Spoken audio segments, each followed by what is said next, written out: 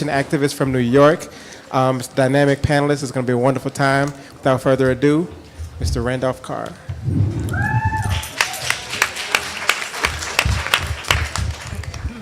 Peace. Hello. First off, thank you to the organizers for putting together this event, especially to Barbara Ransby, who opened up her home to myself and a few other colleagues I traveled out here with. Hey, y'all. Tonight's panel, which I have the honor to moderate, is entitled 21st Century Landscapes of Injustice. Here we hope to explore, or map, if you will, what we are terming carceral states or carceral spaces. Many people will call this the issue of our day. From surveillance to prisons, from aggressive policing to immigration detention centers and beyond, our panelists will begin to track how the carceral state has become manifest today. The hope is that by locating ourselves across a longer arc of carceral maneuvers, we can begin to address the question the conference raises. What is freedom? We have only about a little over an hour from now. And after I introduce the panelists, I will make room for brief remarks. As the panelists share, you are encouraged to tweet at FDFN 2014, hashtag FDFN 2014. And following the remarks, we hope to open the floor to you all in the spirit of engagement and dialogue. So I guess I will begin by introducing our panelists, and then we'll continue. From my left to my right, first we have, I'm going to come this way, Mariam Kaba. Mariam Kaba is an organizer, educator, and writer who lives in Chicago. Her work focuses on ending violence, dismantling the prison industrial complex, and supporting youth leadership development. She is the founder and director of Project NIA, a grassroots organization. To her right, we have Mr. John Dittmer, a historian of the civil rights movement and also professor emeritus of DePaul University. From 1967 to 1969, he taught at Tougaloo College in Mississippi. Following that, we have Ahmed Rahman, who's a professor at the University of Michigan Dearborn and former Black Panther and political prisoner. Next, we have Liat Ben Moshe, who works connect current struggles to abolish the prison system with the movement to close down psychiatric hospitals and residential institutions for people with intellectual disabilities, known as deinstitutionalization. She is the co-editor of the recent anthology, Disability Incarcerated, Imprisonment and Disability, in the US and Canada, published this week. She is currently an assistant professor of disability studies at the University of Toledo. Next, we have Beth Ritchie. She is a feminist anti-violence activist and prison abolitionist who works on issues of violence against Black women and the structural violence of the state. She is a professor here at UIC and a founding member of Insight, Women of Color Against Violence. She is an author of the book, Arrested Justice, Black Women, Violence in America's Prison Nation. Lastly, we have Joey Mogul, who is a partner at the People's Law Office, co-founder of the Chicago Torture Justice Memorial Project, and co-author of Queer Injustice, the criminalization of LGBT people in the United States. And as I said, we have just about an hour, and we want to make room for audience engagement and dialogue. So we'll make the remarks brief, have a short interaction between the panelists, and then turn the floor to you all in that time. Sounds good? Good. Perfect. All right, I think perfect to start would be with you, Ms. Ritchie. Okay. If you can just begin by, is that fine? Yep, good. If you can, by just beginning to lay out the terrain for us. What do we mean when we say carceral state? Good. Or, as you term in your book, prison nation? Good. Glad to do that. I will do a 2-second thanks to Barbara Ransby and SJI crew. Transforming this university, the space of this conference has been amazing. I'm going to lay out, again, the sort of territory of the carceral state, and I want to talk about it because I think we need to struggle within it if we're going to talk about freedom, but more importantly, we need to work to change it. I do so with a sense of urgency, having been at this conference now for 3 weeks. No, we've only been here a day and a half. We don't have time for jokes here, right? You need to laugh more quickly. The sense of urgency really comes from my sense that no matter what kind of activism we're doing, sort of what the topics of the plenary are, what the workshops are that we're doing, at the most basic level, our communities are being strangled by the prison nation. Quite literally, life is being choked out from us because of the work that the carceral state is doing. And fighting for freedom, I think, in all of the ways that we've been talking about, has to, I think, begin with ending mass incarceration. The landscape of the carceral state, I want to suggest, has to be understood from two perspectives. First, the carceral state is, of course, the straight-up explosion of the growth of people in prisons living behind bars in this country. 7 million people or more under the state punishment industry, 25% of the world's prisoners, the highest rate of incarceration in the world, 150,000 of them are women, 60% are black women, immigrants filling up the places that we're building that used to house other prisoners, now immigrants, the fastest growing population. People kept in cages further and further away from their communities in harsher and harsher conditions for longer periods of time for less serious offenses. In fact, if we took a short walk over to the Cook County Jail from here, looked over the walls of that jail, we would see probably the best example we could ever see of the impact of colonialism, of the ways that the state has attacked particular communities, of patriarchy, of structural racism. It's where people are getting the worst food that we could imagine, fewer visits, more isolation, fewer educational opportunities, et cetera, et cetera. So we know that the carceral state has had huge impacts on very particular communities. And very particular communities is important to keep in our mind. These are people who are arrested over and over again for violations of the law, which are socially constructed rules that are broken, when broken, lead to harsh sanctions for very minor problems. And there's very few things that I think are kind of perfect in the world of social science, but one thing that is we imagine the 5 neighborhoods in Chicago or any other urban area where we see more foreclosures, where the schools are closing, the highest HIV rates, the poorest food, closing public transportation, all of the things that are markers of social disadvantage. It's also the places where we would see the highest incarceration rates. And what's important about that is those are not the places where we see the highest crime rates. Not the places where we see the highest crime rates. So we have to understand the mass removal of people from communities is much more a part of the fabric of those other evidences of social inequality than something related to crime. For a discussion, I think, at a conference like this, it's important to think about that pattern of mass incarceration as something that we now can understand as a way of preventing freedom fighters that we need to do the kind of work that we're talking about in this country, at this conference. Beyond, I think, the kind of recognized high-profile political prisoners, of course, whose liberation we have to fight for, I think it's important to ask questions like, who are the revolutionaries that are detained behind bars in the everyday arrest and removal of people from communities, like the young people who are picked up for skipping out of failing school? So on the one hand, we could see those as acts of civil disobedience. Instead, we see those children locked up in juvenile detention centers. Again, we could walk over and visit with them from this very site. Where are the physically battered women like Marissa Alexander who use self-defense to protect themselves? That could be seen as an act of resistance. Instead, we see it as a crime of homicide. The queer children who are running away from home, caught up in the mess of the laws that are surrounding human trafficking, we could learn lessons about how the law won't set people free, instead that the law sometimes puts people in harm's way. I think that so one part of understanding mass incarceration is to look at the pure numbers of people. The second is the concentration of disadvantage in the communities that people come from.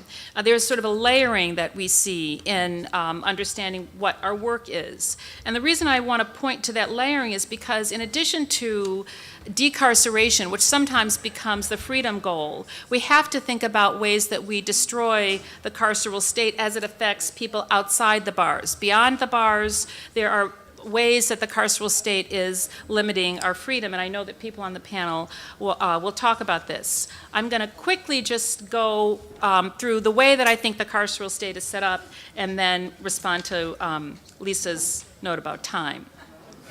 It looks something like this. So remember, we have to deal with the people who are arrested and detained, and we have to find ways to set them free. We also have to understand that the reason that they aren't free is because the state has divested from certain communities in this country. And so disadvantage gets concentrated in those neighborhoods. And then we develop new laws or enact old laws that criminalize people who are trying to live every day in those communities that have been divested from. We rely on the state to create a kind of media-driven moral panic that legitimizes the removal of people who are considered dangerous, like we create a war on terror, or we outlaw a kind of sexuality, or we have illegal aliens, so-called. And then we house those so-called dangerous people in carceral institutions where their constitutional rights are being profoundly eroded. We lose them from our communities, so we've lost potential freedom fighters. And while they're gone, the state continues to divest from those communities. And when they return as non-citizens, some call it they return with civil death, the basic services that they might need to sort of get their life back together have been eroded. It's all held together by new and expanding laws, money paid to police who have wider discretion and impunity, a court system with stiffer sentences, institutional confinement that's longer, harsher, and with long-term disenfranchising effects. So the landscape is deep and it's wide. It's much beyond the institutions that house people. And I see nothing short of a movement around prison abolition as a solution. Indeed, I say that as a black feminist anti-violence activist who's worked for years and now understands better than ever that power will not come from only changing laws. In fact, it has to come from a mass movement. And in fact, the law will not protect people in and of themselves against the social, economic, and political oppression that we feel. In fact, I guess Audre Lorde said it, but black feminists and other queer activists have said it too, that the master's tools will not dismantle the master's house. Appreciate that.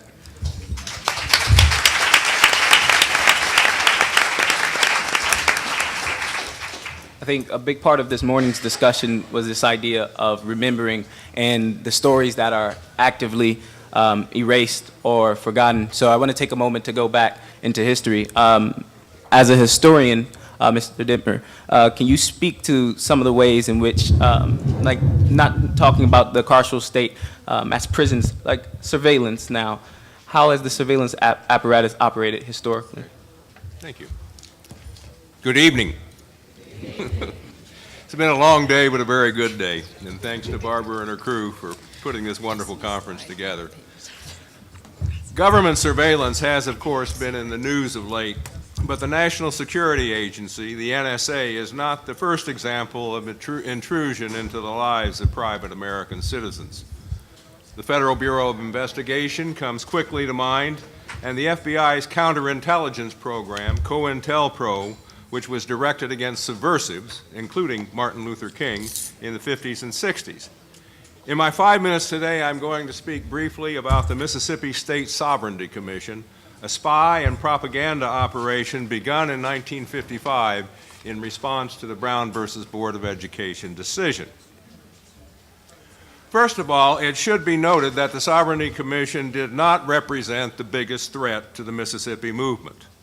The White Citizens Council was the major political force in Mississippi from 1955 to 64.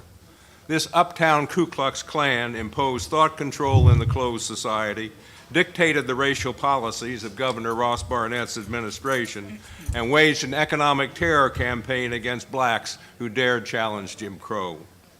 And it was the Citizens Council member, Byron DeLay Beckwith, who murdered Medgar Evers.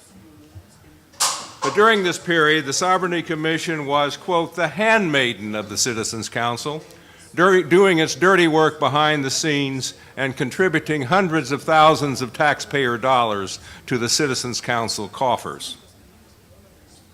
The Sovereignty Commission was not a sophisticated spy agency. It relied on untrained Negro informants to gather intelligence in the black community and their reports reflected their strategy of telling their white bosses what they wanted to hear.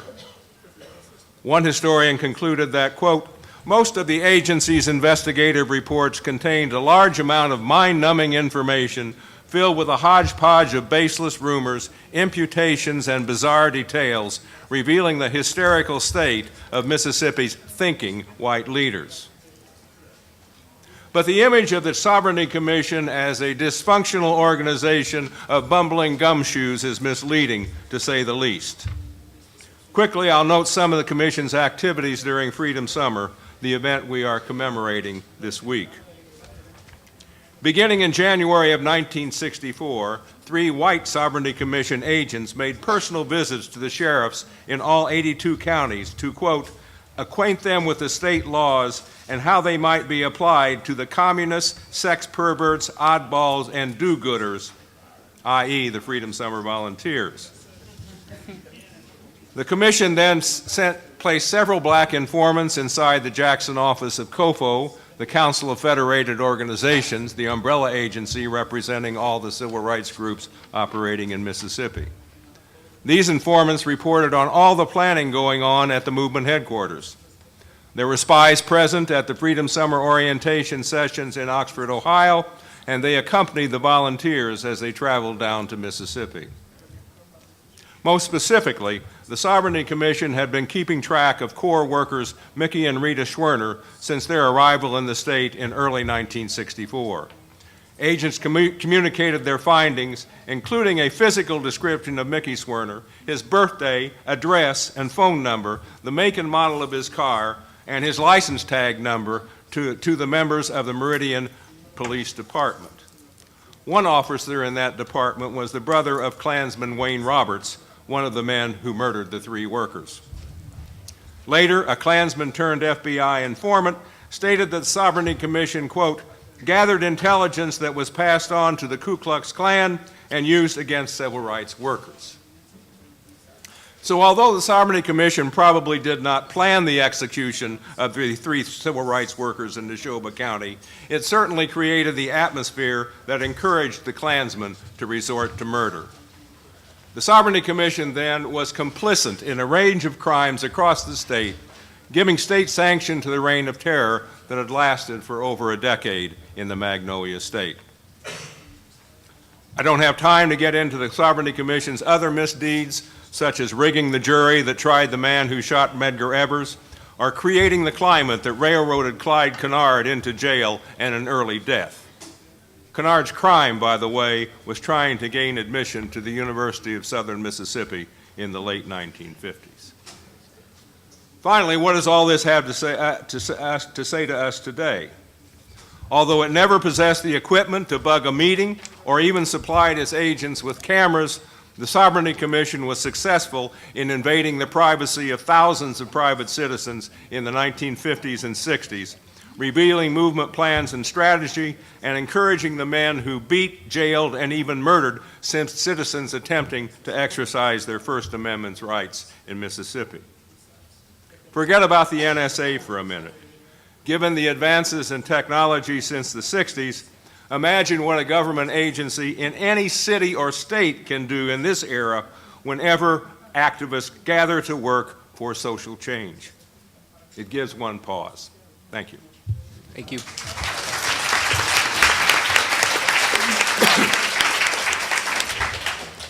Ahmed, I want to continue to dig through this history a little more. We just had the NSA mentioned in the remarks just made, and I think one of the clear predecessors to NSA is the COINTELPRO program. You, as a former Black Panther and community worker in Detroit, do you care to speak to your experience? Well,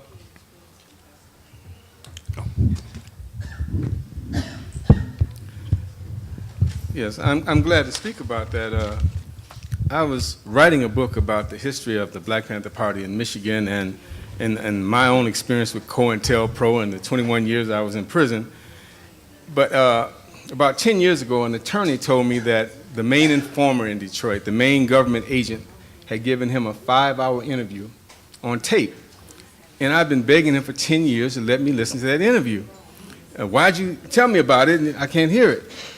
And last year, he let me listen to it because the individual died, and attorney-client privilege would not allow him to let me listen to it. And I must say that it really altered what I'm writing in this book, because I had to stop and deal with the mentality of individuals, black people, who worked in COINTELPRO.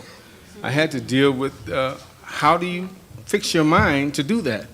And as a historian, I went back and I saw that in Detroit, they had black agents during slavery times who, if a black person arrived on Underground Railroad in Detroit and they discovered them, if they went and told the sheriff, they got $5. So that mentality didn't just begin with COINTELPRO, because there were people back then who were willing to do this. I went to the J. Edgar Hoover building and, in Washington, D.C., and they have a reading room where you can read the primary source documents. I must say, because of my experience, I took a friend with me because I said, I don't know if I'm going to come out of here. But I went to the reading room, and I saw the first black person hired by the FBI was hired to infiltrate Marcus Garvey's organization. And it's interesting to see the letter that he writes to J. Edgar Hoover saying that I can't get anything on this guy. He's not doing anything illegal. And Hoover writes him this letter back saying, keep at it. We'll get something. Just keep at it. And I'm looking for the next letter where he says, well, he's not doing anything. I'm going to leave him alone. You can't make me do it. No. He keeps at it. And we all know what happened to Marcus Garvey. You all know what happened to Marcus Garvey. And that mentality, I looked at David J. Garrow's book, where his book, FBI and Martin Luther King Jr., and he interviews the black agent in Atlanta who was the secretary in Dr. King's office. And it was this black man in Atlanta who gave the FBI Dr. King's program. Every time Dr. King was going to be anywhere, they knew it because this black man had given Dr. King's whole itinerary. And Garrow asked him why. And I found it striking that he talked about he was helping America. And it's something that I find that's a string that runs through the mentality of these individuals. In my own classes at the University of Michigan in Dearborn, we have a big criminal justice program. As a matter of fact, it's one of the largest programs at the university now. It's steadily growing. Where the CIA, the National Security Agency, the Secret Service, Homeland Security, Border Patrol, FBI, all recruit from these students who are majoring in criminal justice. And I've had them in my class, and I can see where they're in criminal justice, and I ask them, well, he wants to be in the CIA, and he wants to be in the FBI. And I ask them, I said, well, if you're in the CIA and they give you an order to assassinate a black leader today, what would you do? And it's striking, the answers that you get from these young men and women. Well, the government knows better than I.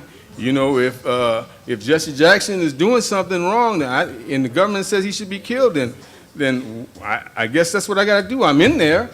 And just ask, if somebody has students, just ask these individuals, what would you do? And I find it striking that there are still these agents around now who are willing to sabotage our freedom dreams. But the individual in Detroit, his name is Chuck Holt, and he begins the tape by saying, now he was the number 2 in charge of the Panther Party in Detroit. He begins the tape by saying that in 1966, there were 100,000 men in basic training in the military. They only picked 100 for military intelligence, and I was one of them. And then he goes on to talk about how he participated in the Phoenix program, which was a murder program in Vietnam. And his identity, it's like, from what I see of many of these people, they have no real identity with their people. They have a floating identity that attaches to power and to money. And he talks about how, in one instance, that he was a killer for them. He was excellent at killing, and how they took these Vietnamese up in helicopters and interrogated them and kicked them out the helicopters after they gave the answers. And he's bragging about it. Now, this individual goes directly from that experience in Vietnam into the Black Panther Party. He brings that mentality with him, and he's responsible for the deaths of several brothers. He's responsible for me being in prison 21 years and my co-defendants being in prison. And just the mentality of him, I see it connected with this mentality of these students that I'm seeing who's talking about going into the National Security Agency. They have, first of all, black ones, they have no black identity. Not at all. They have an identity with the United States and with the power of the United States. They are complete assimilationists. They have no concept of a self within a community of our people. And when I bring that to them, they resist it. They resist it. But if they're going to be in my class for a whole semester, by the time they get through reading Angela Davis and Barbara Ransby and some others, some of them are transformed. Thank you.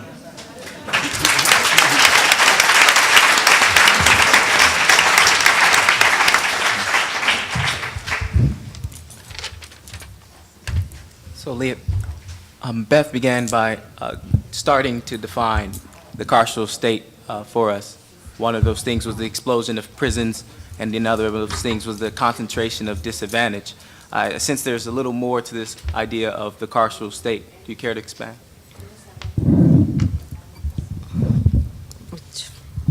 Can you hear me okay? Okay. Yeah, thank you. And I want to also thank Barbara and everybody in the Social Justice Initiative, and also everybody in the room, and especially on this panel, for all your work, and everybody in the room for all your work and everyday resistance that we all do and often don't get acknowledged for. So I'm going to spend my 5 minutes talking about other apparatuses that are used by the carceral state that go beyond prisons, such as psychiatrization, institutionalization, medicalization, and rehabilitation. And so what I want to say is that statement, and then I'll have an example, and the example will have 4 points, and then I'll be done. The carceral state goes beyond policing, goes beyond surveillance, and goes beyond imprisonment. And I want us to expand and complicate notions of what carceral and incarceration mean. So there are various spaces and technologies that are used by the state to make people disappear, or as Beth Ritchie just said, removed from the community, for being problematic, unproductive, LGBTQ, of color, disabled, and so on. Some of these apparatuses are like psychiatric labeling, for example, or confinement, being swept to nursing homes, institutions, being forced to take medications. And I think there are various connections that can be made between these carceral spaces, but some of these connections are done very uncritically. So the example that I want to focus on in my 5 minutes is that I'm sure you've heard people say that jails today are becoming the largest mental health facilities in the US. I think this is a statement that we hear a lot, and I think we hear it from prison abolitionists as much as we hear it from other people. And the example that Beth Ritchie gave about the Cook County Jail is one of the biggest one. I think as abolitionists and as people who are interested in social justice, I want us to be careful with these statements for 4 reasons. Number one, saying that jails are becoming the largest mental health facilities in the US somehow implies that people in jail actually get treatment, which, like Beth said before, it just does not happen. If you ask anybody that's been in the jail or even works in the jail, I mean, they're very clear about what happens there. It's not treatment. Number two is that it builds on arguments that are heard by various activists, including those in the mental health arena, such as NAMI, the National Alliance of Mental Illness, that people with mental health issues should not be placed in jail or prison in the first place. And we see more advocacy from these activist groups in terms of critiquing SHU and solitary confinement. And I think that it could be a great case of coalition building between prison abolitionists and disability activism. But too often what such calls do is to suggest that people with disabilities or mental health issues are inappropriately placed in prisons and jails, which somehow implies that there are people who are somehow appropriately placed in prisons and jails that are very problematic, in my opinion. So in other words, it reinscribes the notion that there are those who really need to be placed in these spaces of incarceration. So, which leads me to point number 3. And remember, there are only 4. Number 3 is calling for people to be released from jails and prisons, often sends certain people to be incarcerated in other institutions and increases the scope of the carceral state. And it also increases other institutions such as psychiatric hospitals, for example. And it increases the calls to condemn the deinstitutionalization movement. So in the fact sheets that are going around, one of the facts that I'm giving is about the deinstitutionalization movement that has often been characterized as irresponsible. And I want to say to you all, if you remember any of these points, is that deinstitutionalization didn't lead to homelessness and increased incarceration, but what led to increased incarceration was racism, neoliberalism, ableism, heteropatriarchy, and all these things combined. So blaming another social movement for the faults of neoliberalism is highly problematic. Number 4, and this is my last point, this leads me to the question that was asked by this conference, basically, what is freedom? And I think moving to thinking of the state as we're talking about the carceral state, this whole plenary is about the carceral state. I want us to think about the carceral state as a state of mind. So the state logic that's inside of all of us. So often and the example I want to give is that often what we hear about people with various disabilities or people who are transgender or have addiction issues and are being caught in the criminal justice system or injustice system is that they need medical help and treatment. They do not need to be incarcerated. They need medical help and treatment. And I want to question this in the spirit of asking what's freedom. Because often what's touted as treatment and medical help is no less coercive and normalizing than other forms of incarceration. So I want to ask, what does treatment mean in neoliberal times? For instance, giving people psychiatric medication against their decision, but also maybe even with their decision. What does it mean to have a choice of one, right, or no choice at all? Isn't rehabilitation another apparatus of the carceral state to make people in its own image, which is white, proletariat, heterosexual, masculine, etc.? So in that sense, rehabilitation is nothing more than attempts of assimilation of those who are incarcerated. And if we look at rehabilitation from a larger stance, I mean, obviously we can think about indigenous population and how rehabilitation was always very much entrenched in colonial impetuses, especially in North America. The point was to civilize people, right, send them to training school, rehabilitate them. So the political rationality that's behind that is still with us today. And that's what prisons and institutions for people with disabilities were created for in the first place. So those aspects of humanity that fell outside of these narrow conception of normalcy were to be eliminated, but not by pure eugenic or genocidal means, but now it was believed that this could be done on an individual basis by developing characteristic that could normalize particular individuals through training and rehabilitation. So I want to end by asking, what do we habilitate people to in a society that's fraught with violence, racism, and lack of economic opportunities? What does rehabilitation mean when it is contextualized from discussions of inequality, inequity, and social justice? And isn't it another way of going back to individualistic discourses of blaming people for their action and asking them to transform themselves without looking at the root causes in the social structure, which is really the opposite of transformative justice, which I think is what we're going to get at the end of the panel.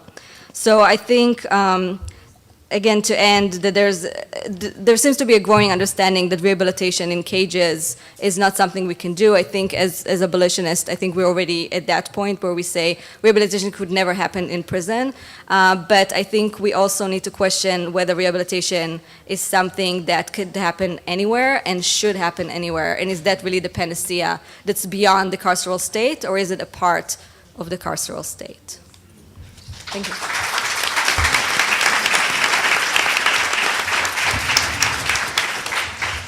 Thank you.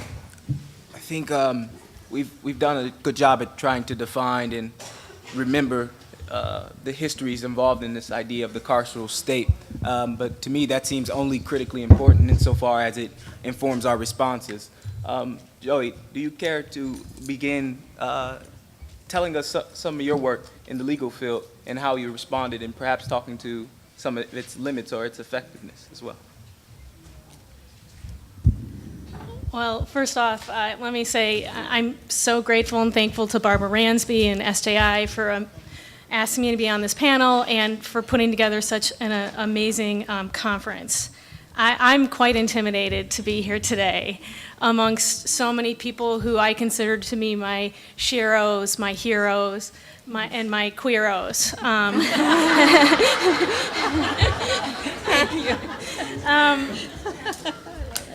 So, you know, I was asked to talk about the People's Law Office, which I'm privileged to be part of, and the work we do, and that I don't have time to do that, but I just want to say that much of the work we've done the last 40 years has to do with absolutely fighting the government surveillance and the criminalization of dissent that we've seen, whether it's the COINTELPRO practices that led to the assassination of Fred Hampton and Mark Clark, or it was the surveillance and infiltration of the Puerto Rican independence movement, to the brutal arrests that occurred during ACT UP in the late 80s and 90s, or recently the mass arrest and detention of anti-war protesters here in Chicago, which is this new, well, I wouldn't say new, but it's been a tactic of the last decade or so that we've seen from the 50s and 60s of these mass detentions. In terms of the carceral state, I just want to also add, you know, we continue to see this government surveillance and infiltration not only to shut down political movements, whether it's the animal rights movement, the environmental movement, anarchist movements, but we've also just seen the complete infiltration of Muslim and Arab communities. That has just got ongoing and taken new justifications post 9/11. I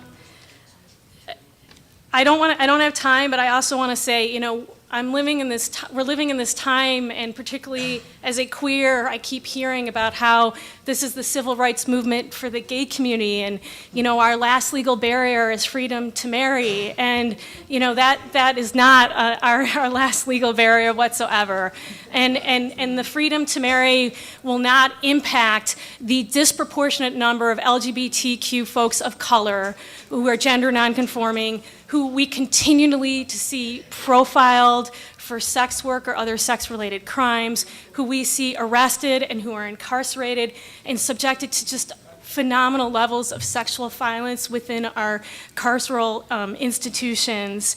But what I want to get to is what is freedom? What do we see as freedom? And I see freedom as freedom from violence, and that includes law enforcement violence and violence by the state. And again, that is not something I often hear discussed in LGBT communities. I think we're often asking for more policing when we should be asking for less. We want the freedom to be able to determine our gender. We want the freedom to be able to determine our sexuality. We want the freedom to control our bodies, and we want the freedom to make choices over our health care. And what I see is prisons are a microcosm of all of the state restraints on all of these self-determinations that get played out in this smaller world that exists, that we deal here outside prison walls. And so I do think that the issue of our time is mass incarceration, and our struggle is for prison abolition, because that is a struggle for self-determination of our gender, of our sexuality, of our health, and of our bodies. I'd feel remiss if I didn't say this, but as a lawyer, I often have people write to me and say, well, I want to smash the prison industrial complex. How do I do so? Well, you're asking the wrong person, and you're looking to the wrong profession. And the reality is that our legal system is not the solution. It's not the place where this battle will be fought and won. Over the last 40 years, we've seen a complete erosion of our 4th, 5th, and 6th Amendment rights. The tools have been stripped down or taken away to prevent us from doing the work to keep people out of prison. And simultaneously, what we've also seen is the passage of these heinous legislation like the Prison Litigation Reform Act that prevents lawyers and jailhouse lawyers, the folks who are doing the law and representing themselves on the inside, from being even able to challenge the deplorable, dehumanizing, unconstitutional, and inhuman conditions that they live in prison. And the fact is, what we're dealing with in the legal system, it's always an individual case and an individual basis, because we cannot deal with the systemic practices that are driving what is going on with respect to mass incarceration. The law will not allow us to do it. And I just want to share one quick example, and that has to do with the Chicago police torture cases that are so near and dear to some of us. I mean, that has to do with the torture of over 110 African American men and women. We all know that this occurred, there's no doubt. There are still at least 15 or so individuals who remain behind bars, wrongfully convicted as a result of tortured confessions being used against them. Recently, we tried to bring a class action on their behalf, saying, let them all have evidentiary hearings, let them all present evidence to demonstrate that they were tortured. And because over the last 20 years, we've been able to uncover the evidence that establishes without a doubt that they were tortured. But legally, within the courts, we were denied from doing so. The court said you must deal with each and every case individually. And that's what we're back to. And the fact is, we can't keep fighting these cases individually. It can't be a one after the other after the other. We have to come together as a movement. We need a mass movement to come together that's not going to fight in the courts, but it's going to fight in the court of public opinion in order to get true prison abolition. Thank you.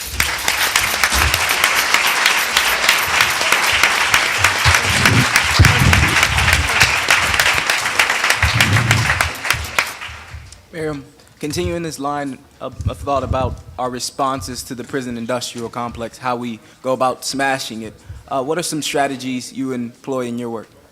Thank you.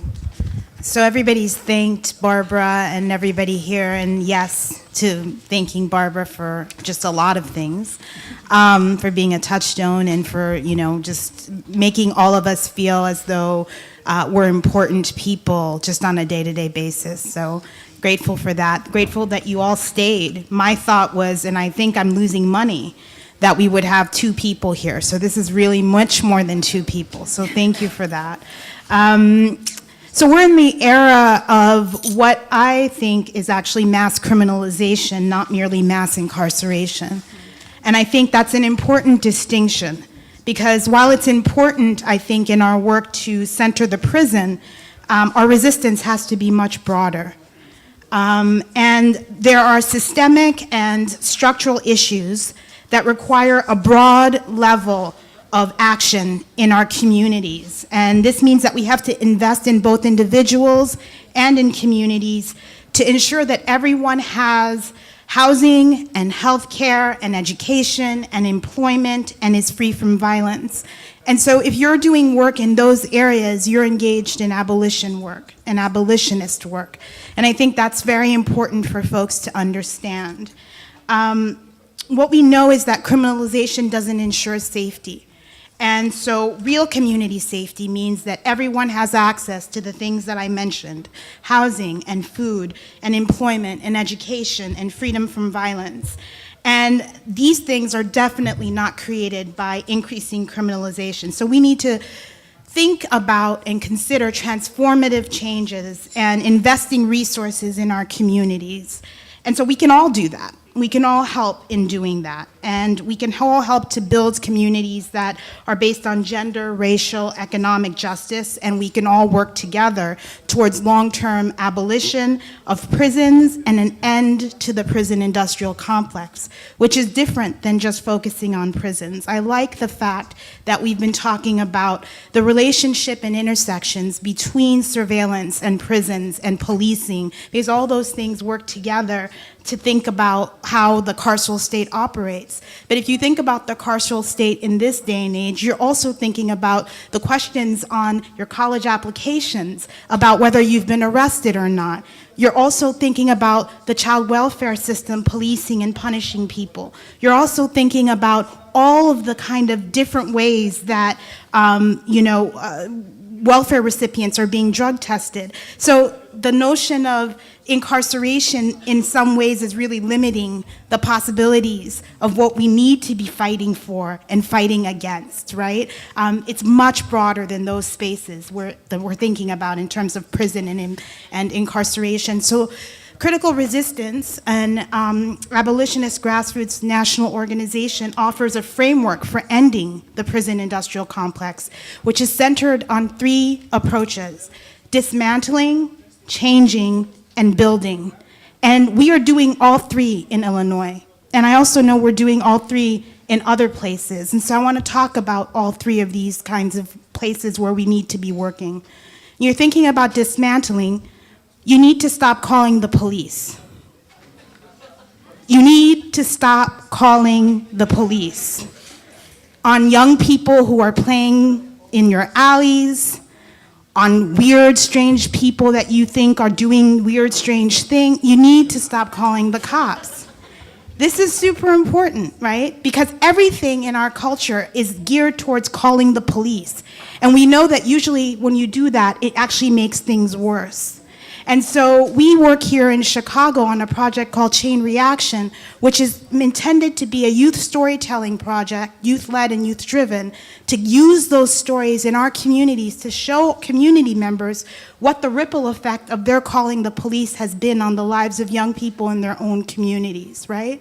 So thinking differently about the cops and law enforcement. We need to shut down existing prisons. Here in Illinois, we've done this with a 10-year campaign to shut down TAMS, a supermax prison that was successful just last year, right? And that's huge. That's huge. And the people who worked on that diligently and connected and built coalitions. And that also engendered the closing of Dwight, and then the closing of 2 youth-based prisons, Murfreesboro and Joliet.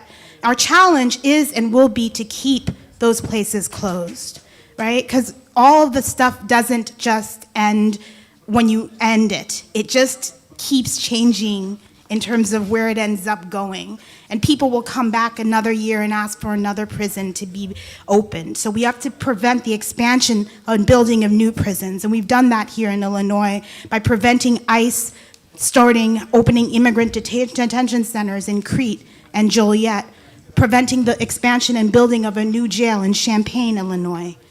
We have to interrupt the criminalization of spaces in schools, in other places, community centers, nonprofits that are now expanding to becoming youth control complexes outside of the incarcerated state.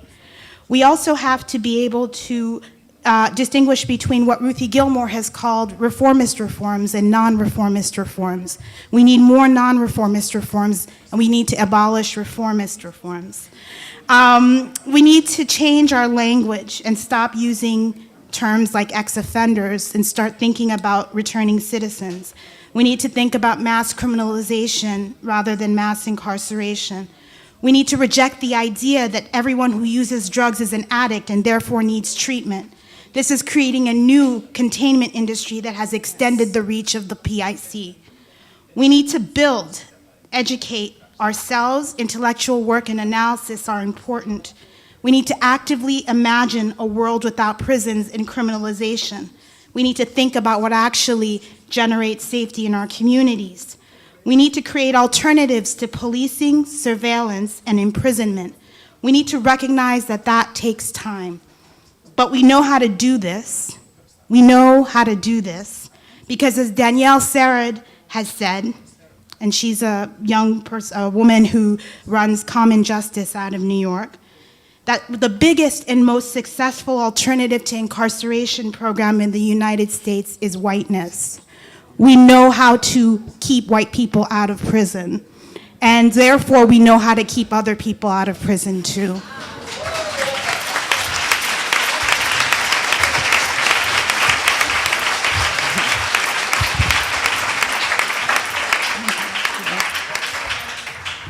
Thank you. It's looking like we have about 20 minutes or so left on time. So I want to ask maybe a couple of really targeted questions and then turn it over to you all. So if you can begin preparing your questions in your head, we'll probably have time to take maybe 3 or 4. Sound good? All right. My first question is, want to turn to both Beth and Leah. In your talk, both of you did the work of defining what a carceral state is. And as this conference is about, we're asking the question, what is freedom? Oftentimes, though, freedom is theorized as a space outside of state domination, right? However, we know that the home is often a space of domination as well. How do we think, using a disability lens or using a feminist analysis lens, how do we think about freedom behind doors?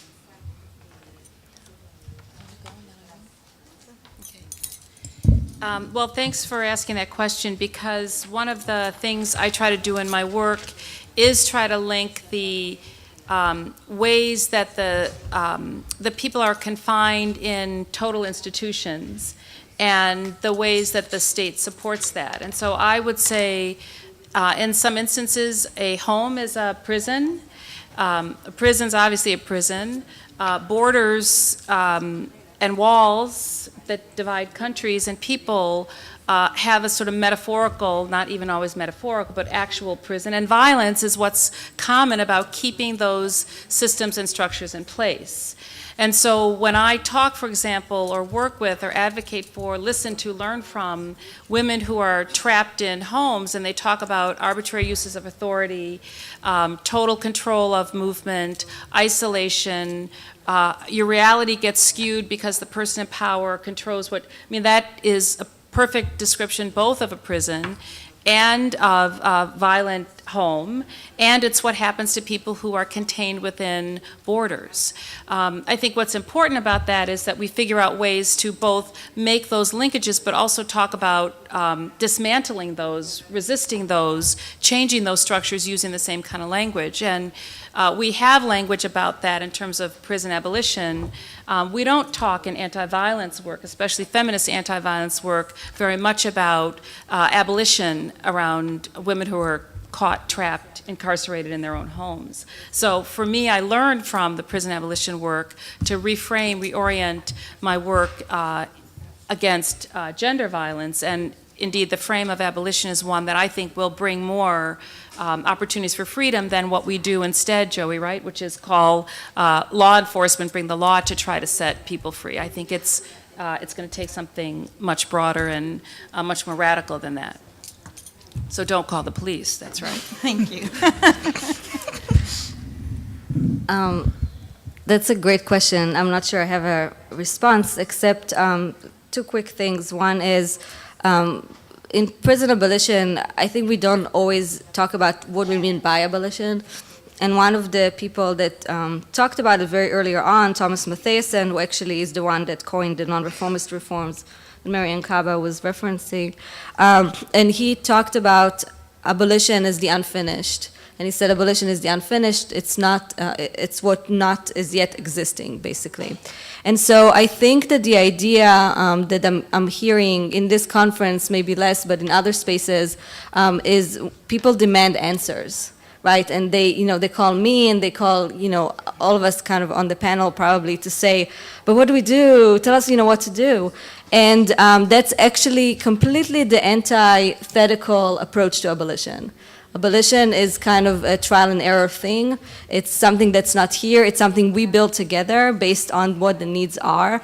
So us giving answers is actually a very kind of masculinist, heteronormative, white, thing to do. And I think it's actually the opposite of what needs to be done. So I want to kind of put that on the table as a non-answer, perhaps.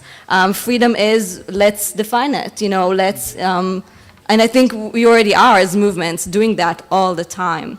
And then the second thing, which I was kind of referencing, is that I think, again, the carceral state is also a state of mind. So it's something that's inside us. And in that sense, freedom is not only freedom from the state, although, that would be great if we had freedom from the state, but it's also I think, the limits of our imagination. So just to give a very brief, almost stupid example, I've heard actually in the plenaries various times today people saying how paralyzing our conditions are, that we can't, kind of move forward, that it's very kind of stifling, the social movements that we have, capitalism is paralyzing and all these things. And I want to say that maybe paralyzing could be a revolutionary epistemology. I know it was for me.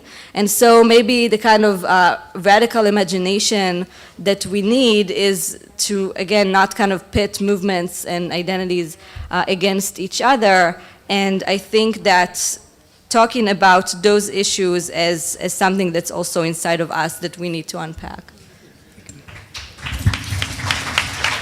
Thank you. Again, considering time, I'm going to ask just one more question. This one directed back to this idea of surveillance we were going to earlier, so directed to Ahmed and John. In this day and age, we have, outside of NSA, Google. We also have volunteered information like our Facebook profiles and whatnot. Everything seems readily accessible, right? Surveillance, in some sense, is ubiquitous. I want to ask the question, how has the specter of surveillance changed the language of resistance and the possibility of resistance, right? If that makes sense. That's an interesting question there. I hadn't thought of that one. But when everything is visible, how do you hide? That's the question, how do you hide? Now, when I have been asked several times, if I had to do it all over again, what should the Black Panther Party have done to prevent, death of Fred Hampton and other deaths and imprisonment? And I have always come to the conclusion that we should have infiltrated them. And that when you function in resistance as we did, I fought Huey, I fought Bobby and other leaders that they did not see, as they were taking examples from the Irish Republican Army and other organizations, that they had infiltrated the police, that they had infiltrated their own FBI. And in doing that, they were able to engage in this espionage battle, because there's really two wars going on when you're talking about resistance against capitalism, racism, and imperialism. You have the one that's out in the open, and you have the secret war. And if we do not engage in that other war, and that's why I think that Mr. Snowden should get the Nobel Peace Prize. I really do, because he has really helped us to begin to engage in that other war. He's like one of the people's tribunes, who's in the enemy's camp, who came out with this information. This is something that I've been saying, and some of us, when we assess the mistakes that we made when we were teenagers, that had we had the sophistication and had studied espionage and counterespionage, we would have infiltrated the infiltrators.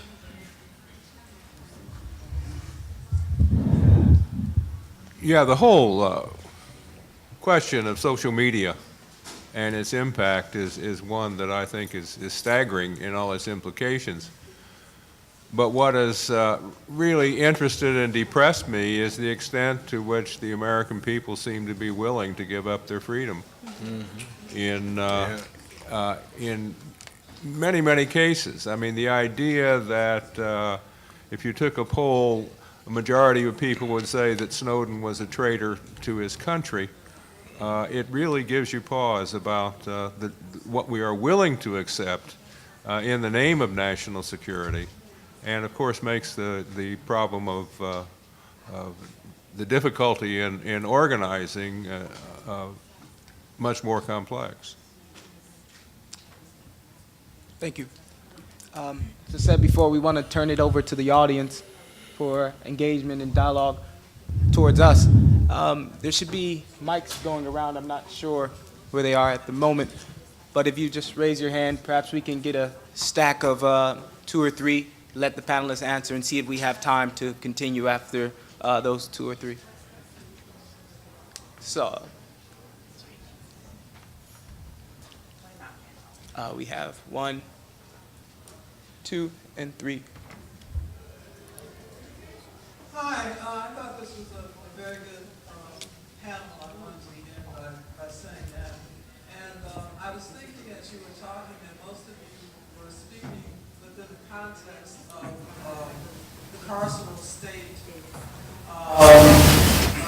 being specifically or directly related to prisons, you know, like being behind prison walls, the cages on.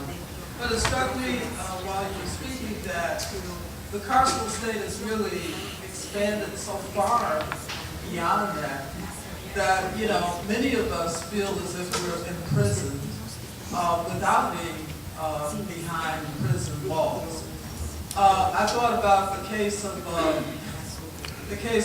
Skip Gates again. You know, the home is your castle sort of thing. And, you know, how does someone end up being arrested inside his home? And I remember him saying that he, or, you know, some dialogue between him and Ogletree, I think it was his attorney, you know, that he was really frightened of this situation. I mean, he took it very seriously. You know, he didn't think he was going to get any kind of, you know, Harvard exception or something like that, even though he's right there in Cambridge. But, and then I thought further that, you know, many of us, people of color in particular, as well as women, if you're in a situation where it's just you and a policeman, and picking up on what the brother was saying from Detroit, you know, that could be a white or black policeman, shall we say, depending on their state of mind. If you're in a situation either in your home or driving your car and it's just you and them, you really don't know what you're up against. Or actually, you do know what you're up against, possibly. And so I think that we have to think in much broader terms spatially, you know, about the basics of the carceral state. Thank you. We have. Oh yeah, there's. I think he might get, and there was another. Twice, people on the panel asked the question, what is freedom? And freedom from violence of the state, freedom from violence for the state means getting rid of the state, which is based on violence. No cops, no courts, no jails, no taxes. So what do you think of tax refusal as a way of getting rid of the state? Therefore, it's violence. And in regard to the false sense of security that Dittmer mentioned that causes people to think of giving up their freedom, what do you think about exposing the hoax and fraud of 9/11 to show that it was the government that did it and not the alleged Arabs or Islamics? And as for being arrested in one's home, campus cops from this school would have dragged me out of my apartment if I had anything in my apartment written in Arabic. Thank you. And we had a remark over here, and then if the panelists care to respond, we'll open it up to them. And see, we have about 5 minutes left, so maybe we'll get 2 more after this question. 1 more. So I just want to put something out there. So mental health challenges, mental dis-ease, substance misuse, psychosis, emotional and mood dis-ease are all real and interrupt people's daily lives. And though I'm against the carceral state as a solution and false rehabilitation, that's also a no-no.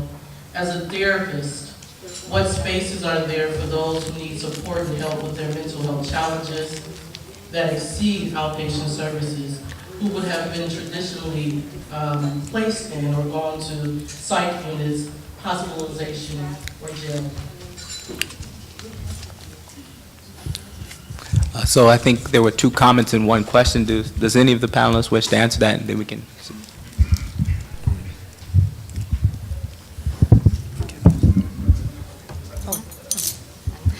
I'm going to just, again, agree with the comment that we have to think beyond closing jails and prisons and interrupting deportation procedures and the kinds of things that we all know are critically important for freedom.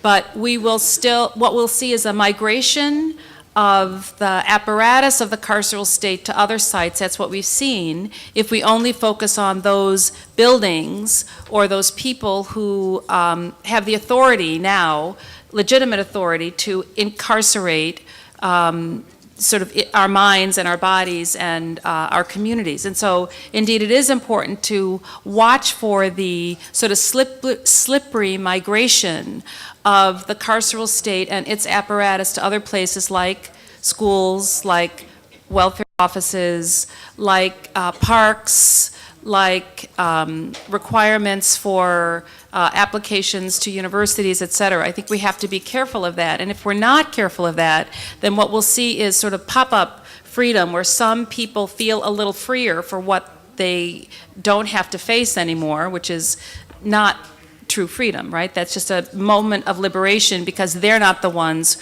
who are under attack by the carceral state. So that's a cautionary note, and that is not what I think any of us are talking about when we're talking about prison abolition.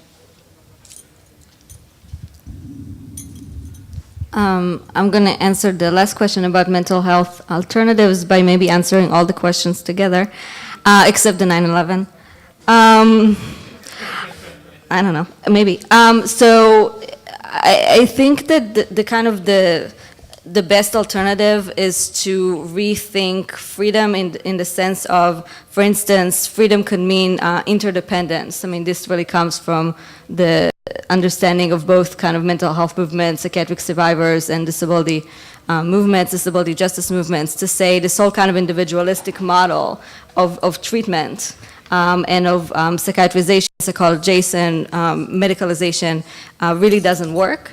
And what works is things like peer, for instance, support, to find people who are engaged in similar diseases, distresses, and so on, and figuring out what works and what doesn't. And this has been done, since the 60s. This is not new, and this is also something that's been done outside of the state. So this is not something that, you can go with the Medicaid and get. This has also always been done by communities that were services were never available to them, right? So the kind of need to create communities and services was something that was, life and death kind of things. And so I think that these are the kind of alternatives that we can learn from and proliferate, but again, not by asking, grants and Medicaid waivers, and things of that nature, because that is only increasing surveillance and increasing the carceral state, which is what we want to dismantle. So, I think that's kind of a complicated question and a complicated answer, but. How are we doing on time? All right. I do see the hands, and I wish we could get to them, but there's more events going on throughout the weekend, and there are also more events going on this evening where hopefully we can interact with each other and continue to discuss these things. I just want to say thank you to the panelists, and again, another thank you to the organizers.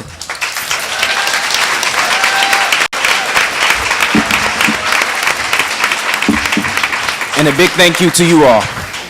Have a good day. Great. Thank you to all of the panelists, artists, presenters, and wonderful people, you, for starting off the conference on a wonderful note. So all of you who've had questions throughout the day, tonight at dinner at Alhambra Palace Restaurant, you can sit with people, ask questions, answer questions, and discuss. I want to let you know that there is there are shuttles that are leaving outside right now. They will come back to pick more people up. Thank you. One trip after everybody's at the restaurant will be to the hotels, but there is no shuttle from the hotel to the restaurant. All of the shuttles leaving here are going straight to the restaurant. All right, okay, don't, or don't.